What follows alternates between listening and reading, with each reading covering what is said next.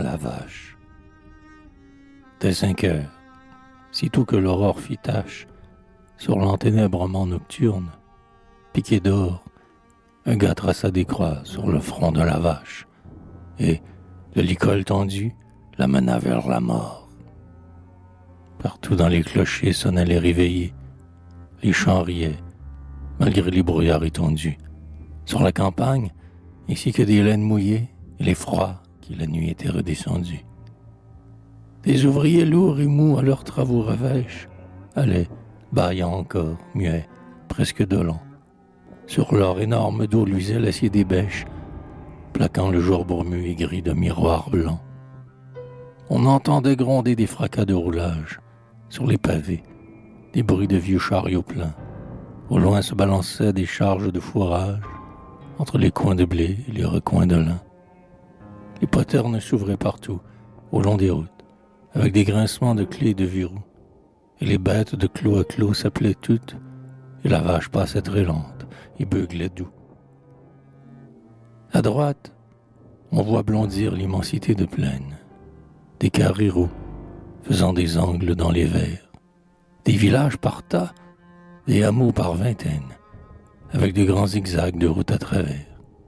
À gauche, les vergers rajeunis qui filoquent le vent de juin, soufflant sur les massifs fleuris.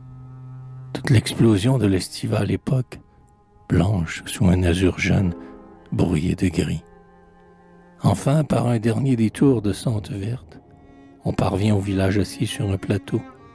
La boucherie est là, tout en haut, large ouverte, dans un encadrement plaqué de champs et d'eau. La vache brusquement s'arrête au seuil du porche. Tout est rouge autour d'elle et fumant. Sur le sol, un taureau tacheté de rousseur qu'on écorche et dont coule le sang par un trou fait au col. Des moutons appendus au mur, tête fendue, des porcs gisant sur la paille, moignons en l'air. Un veau noir sur un tas d'entrailles répandues, avec le coutelas profond fouillant la chair. Et plus loin, au-delà de ces visions rouges, ce sont des coins verdis de blé qu'elle entrevoit, où des bœufs laboureurs que bâtonnent des gouges entaillent le terreau gluant d'un sillon droit. Et voici que se fait la lumière complète, le creusement profond des lointains horizons, le grand jour triomphal et doré qui projette ses flammes d'incendie au ras des floraisons, qui baigne les champs gras d'une sueur fumante, les pénètre à plein feu de ses rayons mordants, les brûle de baisers d'amour comme une amante et leur gonfle le sein de germes fécondants. La vache voit bleuir le grand ciel qui surplombe l'embrasement du sol où l'huile escaut vermeille.